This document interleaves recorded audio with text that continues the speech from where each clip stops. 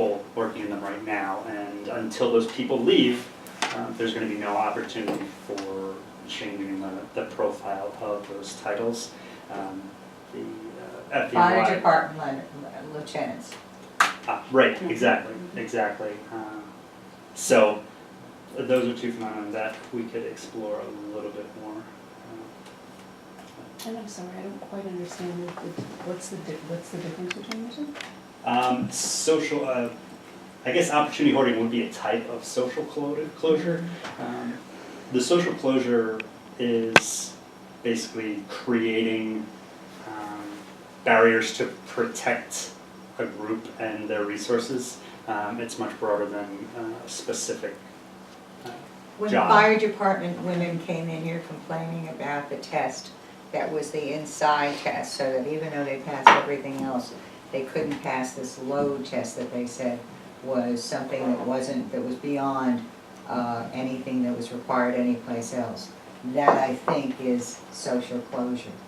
That's creating a barrier that the women can't pass, or the majority of women can't pass, so that they never get to the entry. Mhm.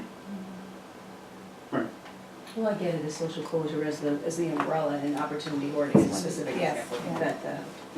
Can I ask it? Of So, course.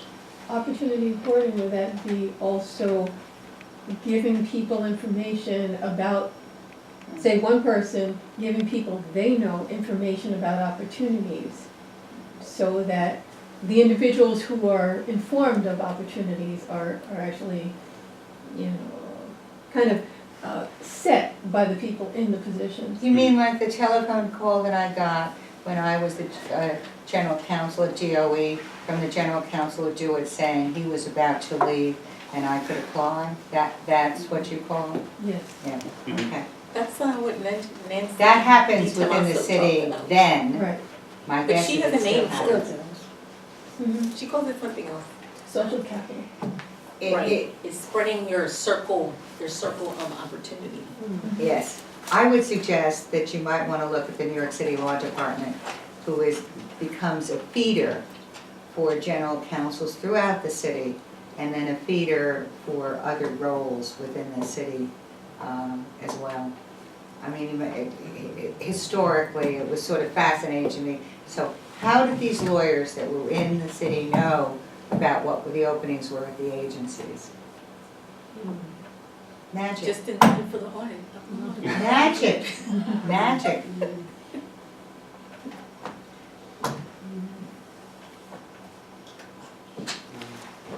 We have quite a few future directions and projects that we have started to look into. We're very excited about allowing the barrier analysis information guide. There is quite a bit of information on how to do your own barrier analysis, and all we need to do is create something that is applicable to the city that could be used. But these are still ideas in their infancy. No, the pamphlets are understanding the utilization, a couple of, but they're briefs, but they're really of much time. What if you took the third one Mhm. and used it for your next presentation, your next conference, and just focused on talent management in the city government? Actually, we spoke a little bit about using the occupational segregation piece and the research that we're doing for that to try to do another event. Yeah, no, but you could almost, That's you could kinda combine it. Yeah. You could combine it, but that's really, it's the loss of talent within the city government, the loss of opportunity. At some point, the stagnation, because you can't go up the ladder, the lack of knowledge across the city of other opportunities. I mean, I wouldn't have known about the DeWitt without that phone call. Mhm. So there is no central, there may be today, because this is many years ago, but there really is no central knowledge unless you have an agency that has a lot of information, like DCAS, like the law department that has a breadth of knowledge across the city. There is no central talent management that I know of. And one could argue there's a need for that, because once you've been trained in public service, there really ought to be a way that you wander around. You're looking at me as though I'm not. No, I would say differently. Yeah. I would say that there's quite a number of ways of, I guess, making city employees aware of the various opportunities. And there's a central database that you can actually go into, city employees, to find jobs and apply for Yeah. them centrally.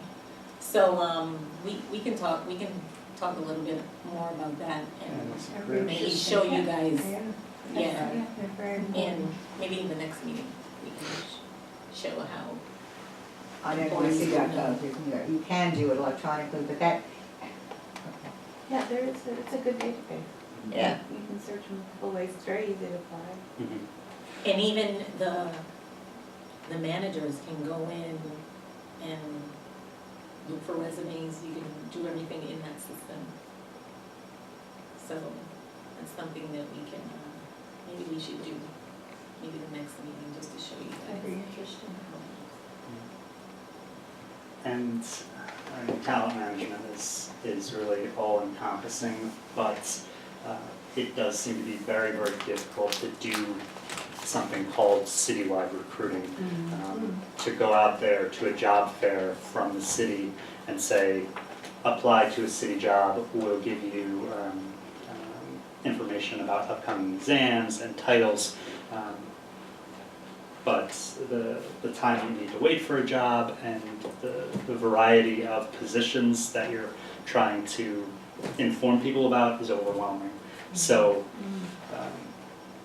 recruiting, a large part of the talent management system, is extremely difficult on a citywide level. So, FDNY does it on their own, NYPD does it on their own, but I mean, the agencies are autonomous, Mhm. so the only way that they can kind of get central information is through DCAS.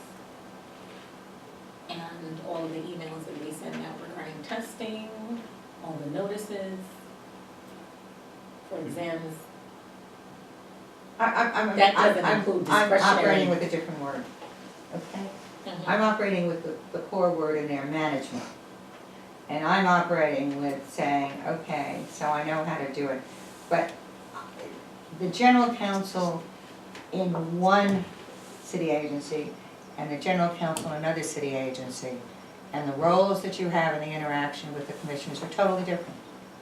And so you don't really know as you're looking at it what's going on.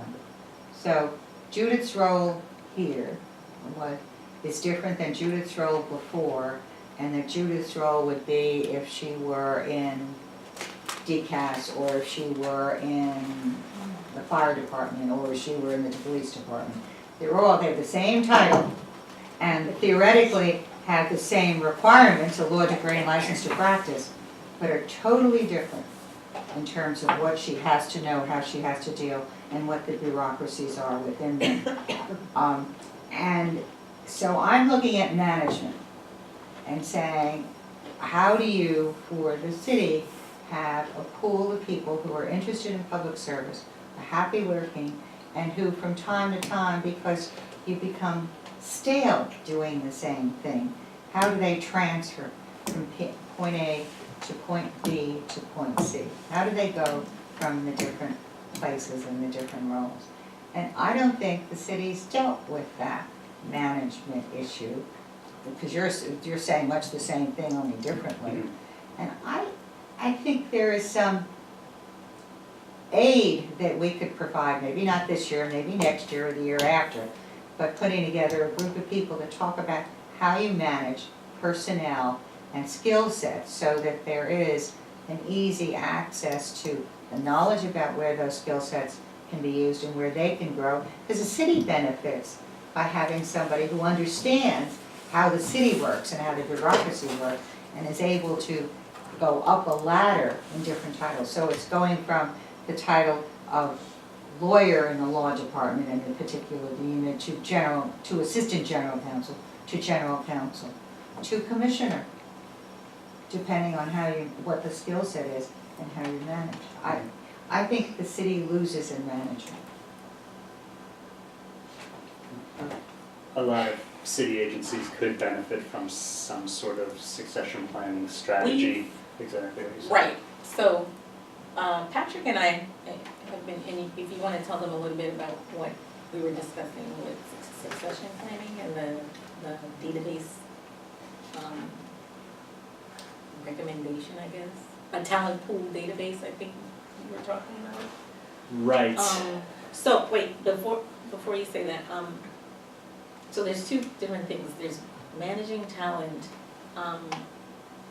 but what I think, how talent management fits into occupational segregation, or studying occupational segregation is, there's cross-training for the talent that you have, managing it that way, and looking at the people, the segregation, and saying, how do we get people that are already in the city's workforce and train them, or cross-train, or create rotation programs or whatever, so that they can learn other skills in their agency, and then they'll be eligible for promotion. And then there's, I think what you're talking about is having sort of a citywide database or program. I'm not sure it's a database. I mean, I don't know how More you. of a program, or, It's probably a program. and I think that kind of speaks to what we were speaking about at one point, where you were saying that it would probably be a good idea for agencies to have this sort of Yeah. talent pool. Oh, right. It's Or combined with the succession planning. right.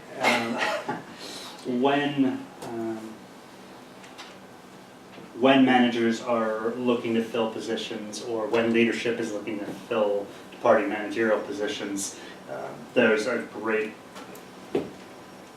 deal of urgency, because the length of time it takes to bring a new person in. When a person leaves on short notice, the loss of knowledge capital is pretty extreme. So this succession planning and talent pool allows managers and leadership to look into something, and maybe they can see what sort of skills and abilities they have, what sort of training they have.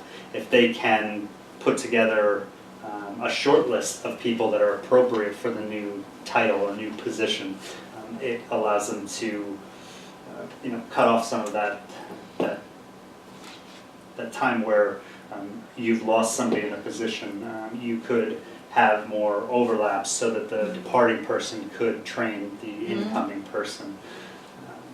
And that's kind of at the core of succession planning, is just being aware of the talent that you have to draw from. And right now, like I said, there's no information system where leadership could look and say, okay, we've got these people that are going to be up for promotion, they've got the skills and abilities that we need for this role, and if agencies were better prepared for something like that, it could save a lot of time, energy, resources, Right. and the loss of information from a person that's been there for 10, 20 years, that has the experience and can only develop because they're learning from the person that's leading the position. So yes, the succession planning is something that would be valuable for us to look into. I think it all kind of ties into the talent management thing. Sorry, talent It management. all, right, ties It's into into talent talent management. management, and so it's just kind of figuring out how we can approach looking at. One of the, as you talk about data, one of the unknowns is just how many career employees really exist and at what level. The commissioners tend to come in from the outside with some regularity. They may have been in the city before, but they're outside and come back. It does sometimes go down to the next Peace, which is the assistant commissioner, the deputy commissioner. But how many below that? What kind of career workforce do you really have?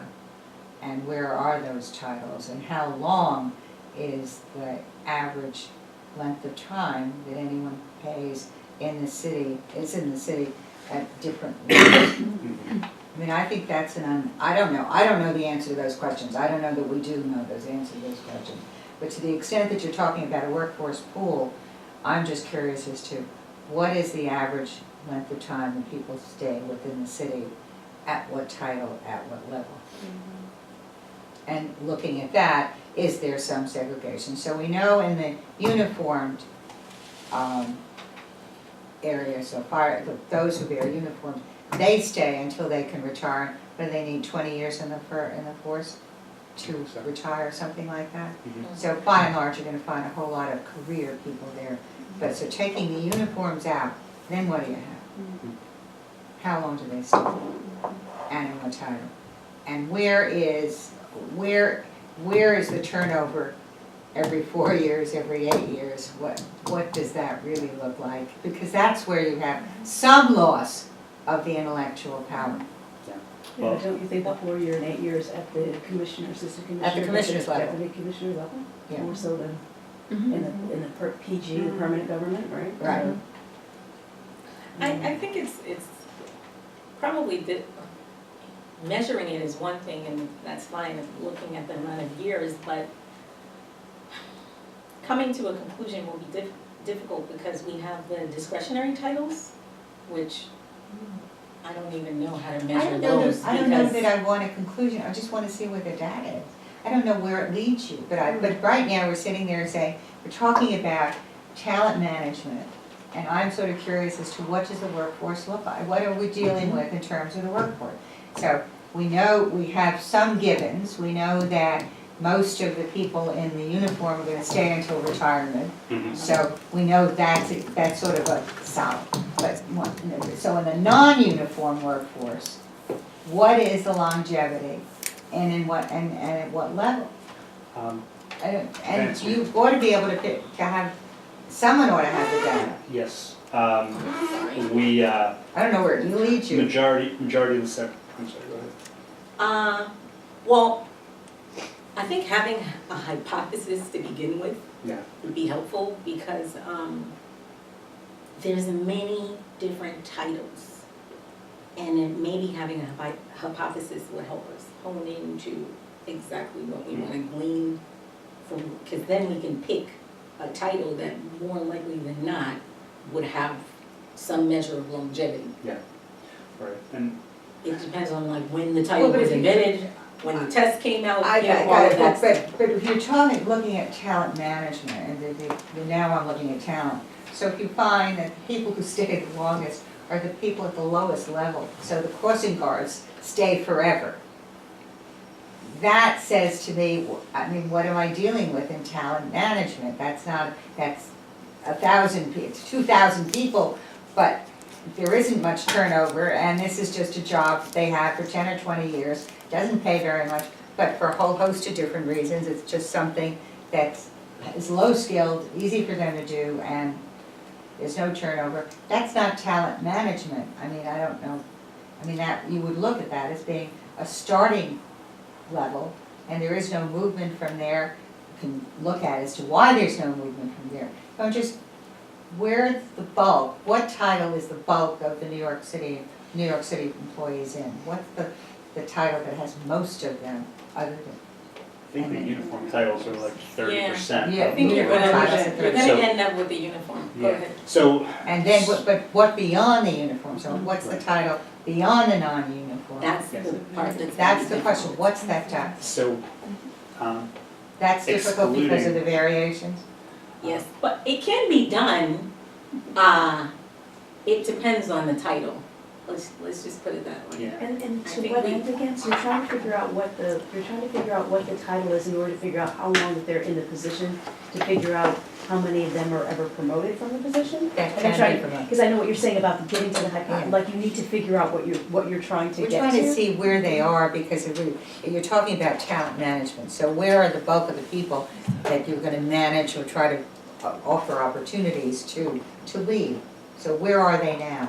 I think we can get that though by looking at the occupational segregation stuff and saying, okay, if, looking at it in that way and saying the majority of these types of people are in this title or Majority the of women are majority are over secretaries. here, then we can begin to manage, okay, how do we get them from here to there? I think in the process, we will come up with the, Number. well, I guess the most prevalent titles, and then delve in and say, okay, maybe we can look at longevity then. I think it could be done that way, to start with the longevity, I just don't know where that could lead us. That could Yeah. probably lead us somewhere different. But you were going to say something? Yes, you're discussing, so excluding the uniform titles, we look at the workforce and most of the people that are leaving are less than 5 years of service, so, which kind of makes sense. Once you hit 10 years, most people are staying. You have a very low separation rate after excluding retirements.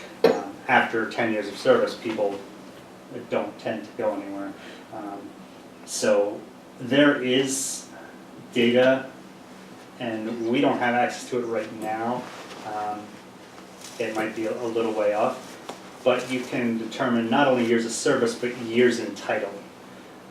And that might be a step in getting to what you're looking for and how long have they been there. Now, getting more information about how long they've been in each title might be a different ballgame. I'm not saying anything's possible, but And it's almost impossible for discretionary titles, yes. because Made up titles, one. right, they vary per agency. Mhm. So we would only be looking at civil service titles, and Doesn't tell you what they do. depending on what impact the discretionary titles, which are probably the upper Right. management positions.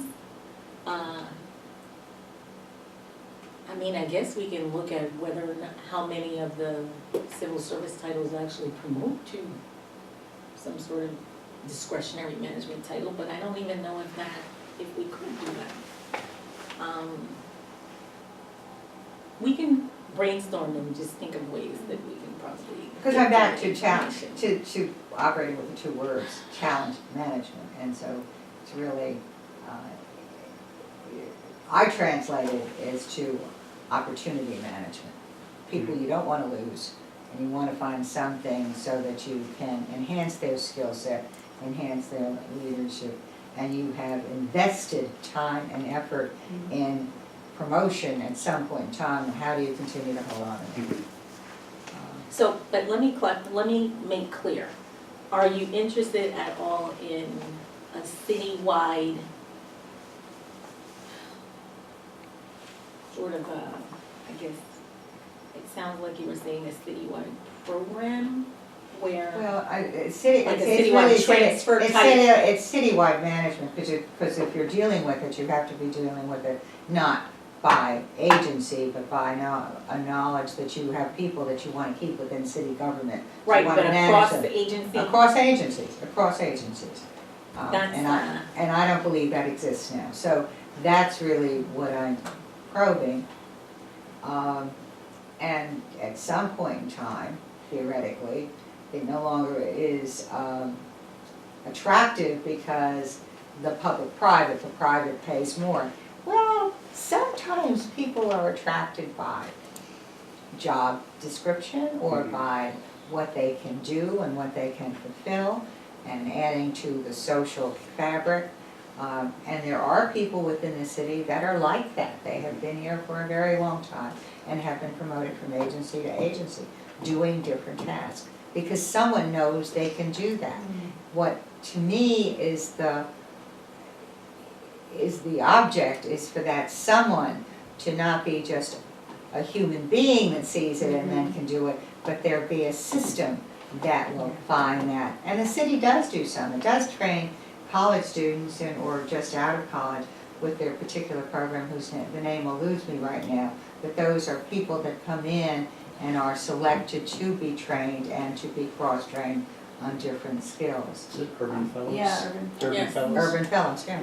Yeah. So it does do some of it. I mean, it's a complicated thing because the city, as you said, it's extremely large and the departments are autonomous. So having some sort of centralized location that can look across agencies and ID that talent is extremely difficult. It's very difficult even within one company for a good HR to do that.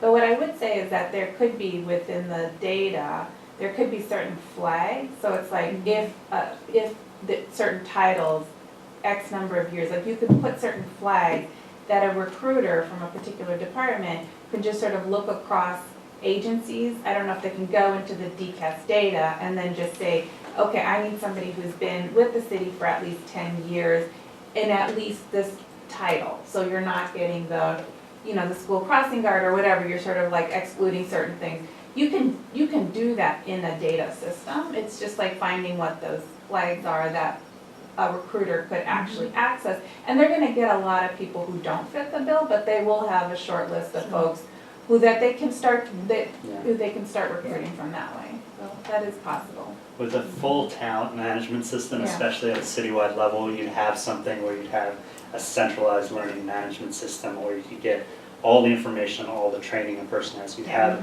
a centralized performance management system where you have all of the performance reports and reviews, and then you'd have a succession plan, and you'd have access to go through and see all of the people and their performance reviews and their training and their experience, and filter it out so you've got a scorecard on every person that you could look at and say, for the next assistant commissioner role, we need a person with this, this, and this. And that's a lot to ask of any organization, Right. much less the organization that has no centralized system. Right, but you could think about putting Yeah. filters. And the other thing I was gonna say is that you also have to have a culture where agencies don't consider this poaching. Yes. And that's the bigger hurdle, is that, That's true. like, even within Really good point. one company, department by department, it's considered poaching to Yes. take somebody. And if you don't have that culture, no one's interested in the system. There are two models within the city. The first model actually is the law department, so any lawyer that's hired in actually ends up being interviewed by the court counsel. If you're hired in as GC, so you've gotta go through, you go through the centralization. So the lawyer for the city, which is the corporation counsel, deals with knowing all the lawyers that are in the other agencies. The other model, which is relatively recent, is the head of IT in any agency goes through a centralized IT now, goes through DoIT. That didn't always exist. Alan Dobrin started it under Giuliani, but it's, so you could theoretically have something like that at DCAS. So for a certain level, it really would have to go through the centralized hire. Could happen, But I could think, happen. I mean, the city does have a citywide training center, which is, they really developed it in the last several years. And so. Where's that house? Where's that house? In DCAS, it is part of DCAS, it is in the municipal building, and that's where all of the training, pretty much all of the training Yeah. occurs. Yeah. And so, The universal training, the citywide training. It's yeah, nice, it's a nice place. So this is just a step above that. right, so actually, the potential, for that type of information to be gathered, since everyone who attends must send in an application and get a certificate, that type of information probably, it does exist. It depends on someone gathering it and the willingness. I know, The just- poaching thing, I think, is a problem, but I but think it's- theoretically, it can become something that becomes accepted, and just as the IT, everybody wanted to have their own, and ultimately, when the mayor said, this is how we're doing it, de facto. Right. I think also the independence of each agency, especially non-mayoral agencies, you know, I think that's where you may have some, you know, you may get concerns, but I think across mayoral agencies, because they are mayoral, I think this type of thing can be, you know, could be addressed. And how does E-Hire plans with, doesn't E-Hire have manage? Mhm. Yeah, they can manage, there's a talent management system in there, isn't it? I don't know. Or perhaps they could be enhanced. It could be, I think that's the greatest place to start for the enhancement. Since the database already exists with the names and the, where these certain people are interested in moving, where they are now, how long they've been there. Right. Yeah, that's the best stage to start from. Okay. Maybe awareness of these different tools is a Oh, start for agencies to call on more information, saying I want to thank you, this has been most fun. I mean, I'm not sure you had fun, but I had fun. absolutely. Thank you for listening to me. Oh, no, it was very, very provocative. It had us thinking about things we hadn't thought about. My own funny career had, within a corporation, had us constantly being trained and constantly, as part of promotion, being retrained. And once upon a time, I was an account manager, then an account supervisor, and then a management supervisor, all of the time I was still the general counsel, but I was trained on the business end and went through the business training. And I found it to be particularly useful in learning how to do my job just as a lawyer, is understanding the other side of what I was being a lawyer of. So I think, but it was all part of talent management, no question that that's what it was. Yeah. So agency training would be separate from the citywide training, which is also another Yes. monkey wrench, so, because tracking that sort of information. But, yeah, learning the business from the business is important. Are we up to new business annual report? You've told us we're gonna get it in a couple of days. Right, well, it should be, I just need to get some numbers, so right, probably tomorrow. Okay. And then when do you want us to respond? As soon as we read it? Yeah, can you respond by next week, is that too much? Yes, you want me to respond by next week. Let's put it this way, you just need to read the executive summary part and the, I guess, 3 or 4 pages at the end that has the summary of 2016, the audit and compliance stuff. And you don't want us to read the middle? The middle is pretty much who we are and what we do. You guys already know that, and we've already, it's in every annual report. And the bulk of the report, which is the appendix, you guys vote on We don't have to look at our during each signatures? meeting, so right. I Okay. mean, you already know it. All right? Okay, And the FDNY stuff, you guys have, so okay. you don't have to go through that again.